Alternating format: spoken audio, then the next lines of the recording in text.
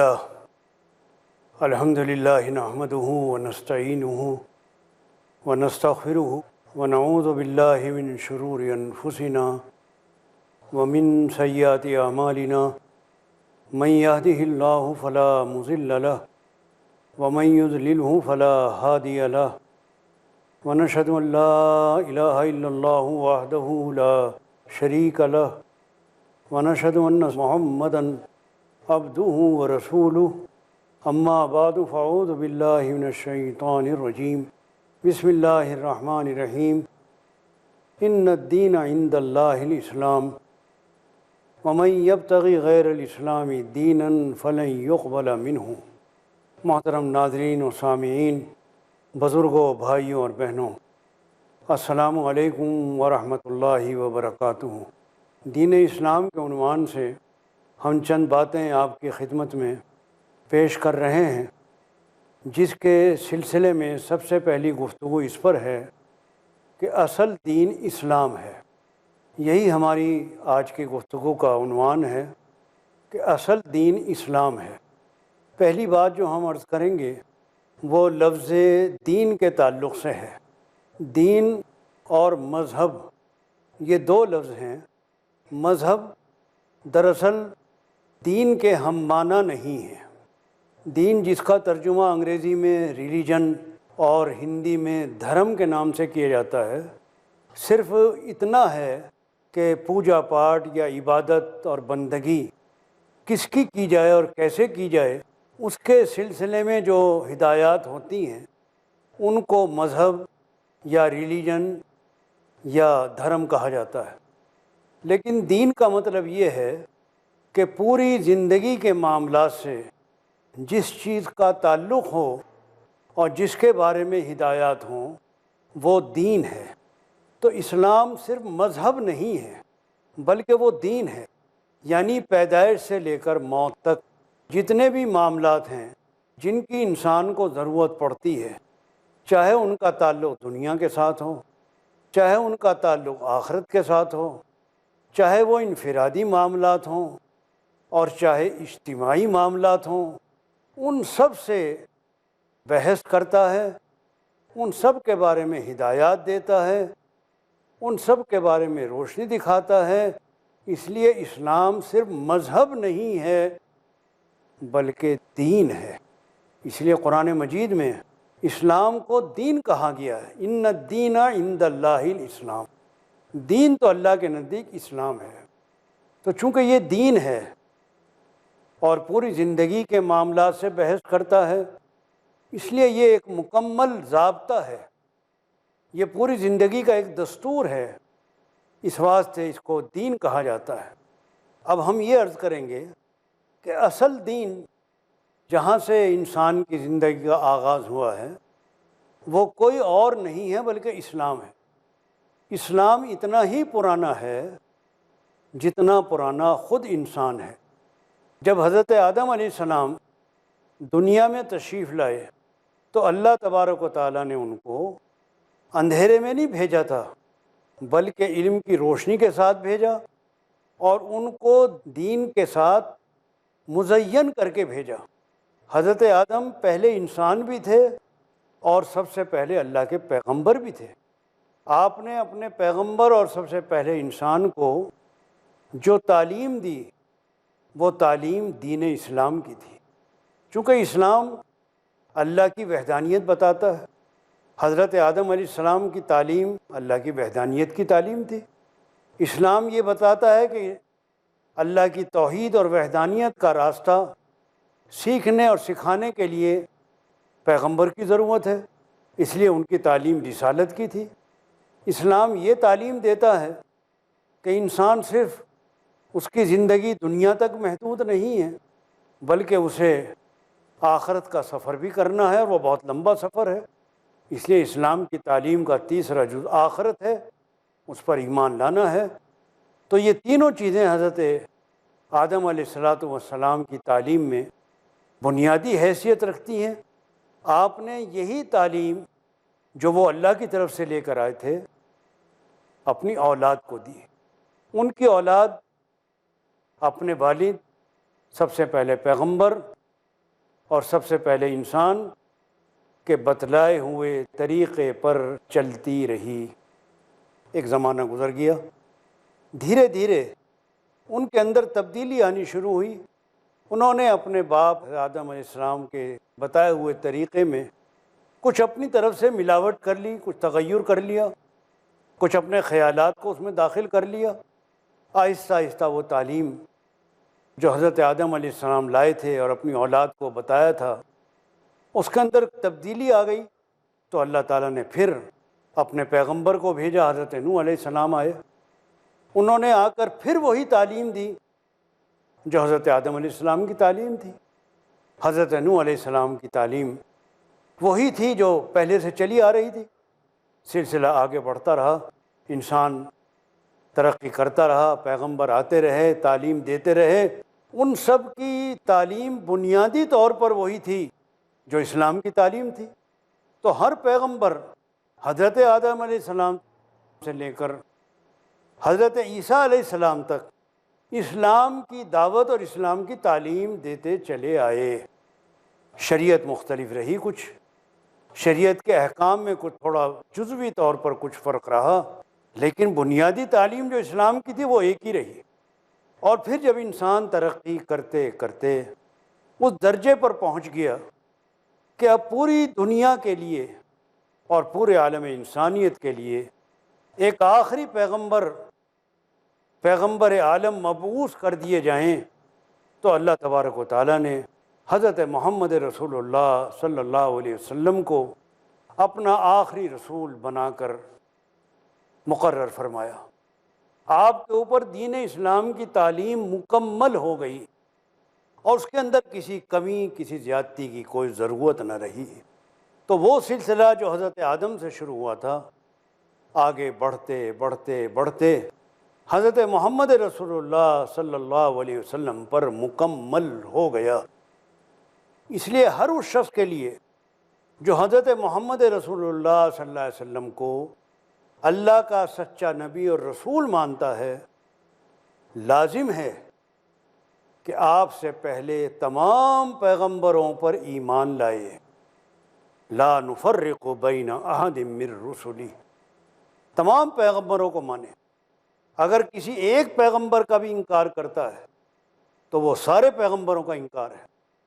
اگر کوئی کہتے کہ میں حضرت عیسیٰ علیہ السلام کو پیغمبر نہیں مانتا، تو اس کا مطلب یہ ہے کہ وہ کسی کو بھی نہیں مانتا، اسے سب کو ماننا پڑے گا۔ اس لیے کہ سب کی تعلیم ایک ہی تھی، سب اللہ کے پیغمبر تھے، سب اسی چیز کو لے کر آئے ہیں جو شروع سے اللہ تبارک و تعالیٰ نے نازل فرمائی تھی، ان الدین عند اللہ الاسلام۔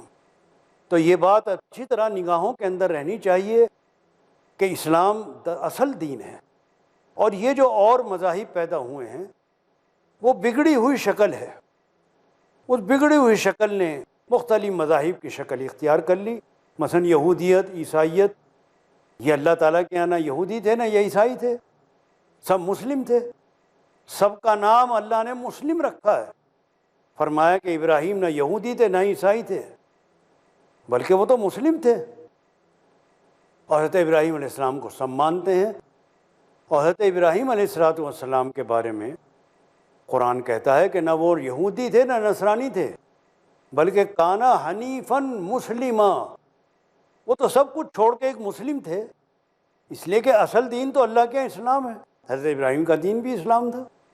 تو اگر کوئی یہودی اسلام کو نہیں مانتا تو اس کا مطلب ہے کہ حضرت ابراہیم کو بھی نہیں مانتا۔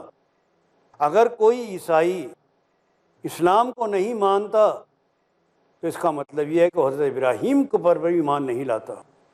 اس لیے یہ پورا جو سلسلہ ہے پیغمبروں کا، حضرت آدم سے حضرت محمد رسول اللہ صلی اللہ علیہ وسلم تک، یہ ایک ہی زنجیر کی کڑیاں ہیں۔ ان سب کا دین ایک ہی ہے، دین اسلام۔ اسی کی تبلیغ کی، اسی کی دعوت دی، اسی کی اشاعت کی۔ تکمیل دین حضرت محمد رسول اللہ صلی اللہ علیہ وسلم پر ہوئی ہے۔ ارشاد ہوا ہے الیوم اکملت لکم دینکم واتممت علیکم نعمتی ورضیت لکم الاسلام دینا۔ آج میں نے تمہارا دین تمہارے لیے مکمل کر دیا ہے، تمہارے اوپر اپنی نعمت کو پورا کر دیا ہے، اور تمہارے لیے دین اسلام کو پسند کر لیا ہے۔ اب اس کے بعد اس دین کو چھوڑ کر کوئی اور دین اختیار کرو گے تو لن يقبل منه ومن يبتغي غیر الاسلام دینا فلن يقبل منه۔ اب اس دین کو چھوڑ کر اگر کوئی اور دین اختیار کیا جاتا ہے تو وہ اللہ کے ہاں قابل قبول نہیں ہے۔ یہی سیدھا اور سچا راستہ ہے جس پر تمام پیغمبر چلتے رہے ہیں اور چلاتے رہے ہیں۔ اللہ ایک ہے، کائنات ایک ہے، انسان ایک ہے، دین ایک ہے، سب کے اندر وحدانیت پائی جاتی۔ اس واسطے جو لوگ یہ سمجھتے ہیں کہ اسلام تو بہت ابھی نیا ہے، 1500 سال پہلے کا، یہ بڑی غلط فہمی ہے۔ اسلام اتنا ہی پرانا ہے جتنا انسان پرانا ہے۔ حضرت آدم لے کر آئے تھے، جہاں سے انسان کی زندگی کا آغاز ہوا ہے وہیں سے اسلام کا آغاز ہوا ہے۔ ایک دن بھی انسان کے اوپر ایسا نہیں گزرا کہ وہ بغیر اسلام کے رہا ہو، ایک دن بھی نہیں گزرا۔ شروع دن سے، پہلے لمحے سے اسلام ہی دین رہا ہے۔ اس واسطے یہ کوئی نرا دعویٰ نہیں ہے بلکہ سچائی ہے، حقیقت ہے اور اظہار حقیقت ہے۔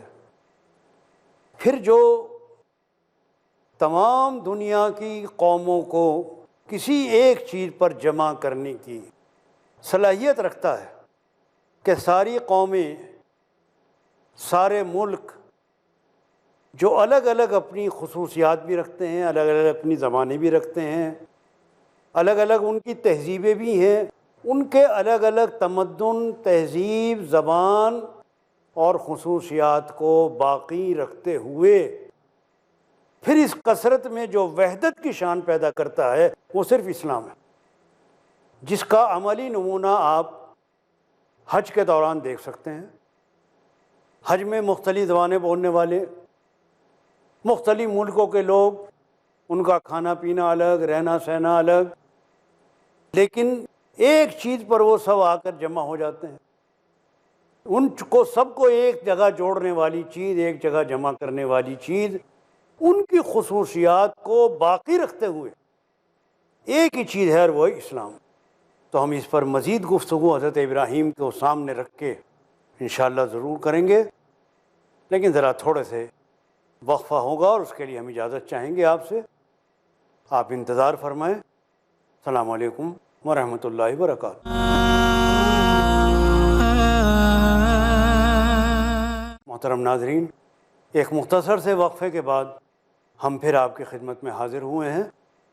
بات یہ چل رہی تھی کہ یہودی اور عیسائی بھی حضرت ابراہیم کو اپنا پیشوا مانتے ہیں، اور حضرت ابراہیم علیہ السلام کے بارے میں قرآن کہتا ہے کہ نہ وہ یہودی تھے نہ نصرانی تھے، بلکہ کانا حنیفاً مسلمہ، وہ تو سب کچھ چھوڑ کے ایک مسلم تھے، اس لیے کہ اصل دین تو اللہ کے اسلام ہے۔ حضرت ابراہیم کا دین بھی اسلام تھا۔ تو اگر کوئی یہودی اسلام کو نہیں مانتا تو اس کا مطلب ہے کہ حضرت ابراہیم کو بھی نہیں مانتا۔ اگر کوئی عیسائی اسلام کو نہیں مانتا تو اس کا مطلب یہ ہے کہ حضرت ابراہیم کو پر بھی ایمان نہیں لاتا۔ اس لیے یہ پورا جو سلسلہ ہے پیغمبروں کا، حضرت آدم سے حضرت محمد رسول اللہ صلی اللہ علیہ وسلم تک، یہ ایک ہی زنجیر کی کڑیاں ہیں۔ ان سب کا دین ایک ہی ہے، دین اسلام۔ اسی کی تبلیغ کی، اسی کی دعوت دی، اسی کی اشاعت کی۔ تکمیل دین حضرت محمد رسول اللہ صلی اللہ علیہ وسلم پر ہوئی ہے۔ ارشاد ہوا ہے الیوم اکملت لکم دینکم واتممت علیکم نعمتی ورضیت لکم الاسلام دینا۔ آج میں نے تمہارا دین تمہارے لیے مکمل کر دیا ہے، تمہارے اوپر اپنی نعمت کو پورا کر دیا ہے اور تمہارے لیے دین اسلام کو پسند کر لیا ہے۔ اب اس کے بعد اس دین کو چھوڑ کر کوئی اور دین اختیار کرو گے تو لن يقبل منه ومن يبتغي غیر الاسلام دینا فلن يقبل منه۔ اب اس دین کو چھوڑ کر اگر کوئی اور دین اختیار کیا جاتا ہے تو وہ اللہ کے ہاں قابل قبول نہیں ہے۔ یہی سیدھا اور سچا راستہ ہے جس پر تمام پیغمبر چلتے رہے ہیں اور چلاتے رہے۔ اللہ ایک ہے، کائنات ایک ہے، انسان ایک ہے، دین ایک ہے، سب کے اندر وحدانیت پائی جاتی۔ اس واسطے جو لوگ یہ سمجھتے ہیں کہ اسلام تو بہت ابھی نیا ہے، 1500 سال پہلے کا، یہ بڑی غلط فہمی ہے۔ اسلام اتنا ہی پرانا ہے جتنا انسان پرانا ہے۔ حضرت آدم لے کر آئے تھے، جہاں سے انسان کی زندگی کا آغاز ہوا ہے وہیں سے اسلام کا آغاز ہوا ہے۔ ایک دن بھی انسان کے اوپر ایسا نہیں گزرا کہ وہ بغیر اسلام کے رہا ہو، ایک دن بھی نہیں گزرا۔ شروع دن سے، پہلے لمحے سے اسلام ہی دین رہا ہے۔ اس واسطے یہ کوئی نرا دعویٰ نہیں ہے بلکہ سچائی ہے، حقیقت ہے اور اظہار حقیقت ہے۔ پھر جو تمام دنیا کی قوموں کو کسی ایک چیز پر جمع کرنے کی صلاحیت رکھتا ہے کہ ساری قومیں، سارے ملک جو الگ الگ اپنی خصوصیات بھی رکھتے ہیں، الگ الگ اپنی زبانیں بھی رکھتے ہیں، الگ الگ ان کی تہذیبیں بھی ہیں، ان کے الگ الگ تمدن، تہذیب، زبان اور خصوصیات کو باقی رکھتے ہوئے پھر اس کثرت میں جو وحدت کی شان پیدا کرتا ہے وہ صرف اسلام ہے، جس کا عملی نمونہ آپ حج کے دوران دیکھ سکتے ہیں۔ حج میں مختلف زبانیں بولنے والے، مختلف ملکوں کے لوگ، ان کا کھانا پینا الگ، رہنا سہنا الگ، لیکن ایک چیز پر وہ سب آ کر جمع ہو جاتے ہیں۔ ان کو سب کو ایک جگہ جوڑنے والی چیز، ایک جگہ جمع کرنے والی چیز، ان کی خصوصیات کو باقی رکھتے ہوئے ایک ہی چیز ہے اور وہ اسلام۔ حج نے آ کر سب کو جوڑ دیا۔ آپ دیکھیے وہی اذان مشرق میں بھی سنی جائے گی، مغرب میں بھی سنی جائے گی، شمال میں بھی، جنوب میں بھی۔ وہی اللہ اکبر کی صداؤں سے پوری دنیا کی فضا گونجتی ہوئی ہوگی۔ وہی اشہد ان لا الہ الا اللہ اشہد ان محمد رسول اللہ پوری فضا کے اندر گردش کرتا ہوا ہوگا۔ نہ آپ کی زبان چھینی جا رہی ہے، نہ آپ کا لباس بدلوایا جا رہا ہے۔ اس کثرت میں پھر وحدت ہے اور آپ فوراً سمجھ لیں گے کہ یہ اللہ پر ایمان لانے والا یہ ہے۔ نماز وہی، اذان وہی، حج وہی، رمضان کا روزے کا مہینہ وہی۔ پوری دنیا کے اندر ایک ہی وقت میں رمضان کے روزے رکھے جا رہے ہیں، ایک ہی وقت میں نماز پڑھی جا رہی ہے، ایک ہی موسم میں حج ہو رہا ہے۔ اپنی اپنی خصوصیات باقی رکھتے ہوئے پھر وحدت کی شان پیدا کی جا رہی ہے۔ یہ کون کر رہا ہے؟ صرف ایک، دین اسلام۔ تو اگر آپ ذرا غور کریں گے تو اسی نتیجے پر پہنچیں گے کہ اصل دین اسلام ہی ہے۔ کسی کی مذہب میں بھی یہ شان نہیں پائی جاتی کہ وہ آفاقیت کے ساتھ پوری دنیا کو لے کر ایک مرکز پر جمع کر سکے۔ کسی کے اندر یہ شان نہیں پائی جاتی۔ اور پھر عقائد کے اعتبار سے، افکار کے اعتبار سے وحدت، وہی عقیدہ ان کا، وہی سوچ ان کی، وہی فکر ان کی، عمل کے اعتبار سے وہی عمل ان کا۔ یعنی جتنی قومیں ہیں ان سے یہ نہیں کہا جائے تم اپنی قومیت بدل دو، تم اپنا لباس بدل دو، تم اپنا کھانا پینا بدل دو، اور پھر ان کو ایک جگہ جوڑا جا رہا ہے۔ تو یہ شان اگر اندر ہے علاوہ دین اسلام کے اور کس میں ہے؟ اس لیے اگر یہ بات کہی جائے تو کوئی غلط نہیں ہے کہ اصل دین اسلام ہی ہے۔ اور اس لیے ہم پوری دنیا کو دعوت دیتے ہیں کہ اپنی اصل کی طرف لوٹ آئیے۔ انسانیت کی اصل یہی ہے، آ جائیے اپنی اصل کی طرف، اور جب آپ اپنی اصل اور اپنی جڑ کی طرف آئیں گے تو آپ دیکھیں گے کہ یہ بکھرے ہوئے مسائل کس طرح سمٹتے ہیں اور کس طرح یہ حل ہوتے ہیں، اور کس طرح وہ امن و امان قائم ہوتا ہے جس کو دیکھنے کے لیے آج دنیا کی آنکھیں ترس رہی ہیں۔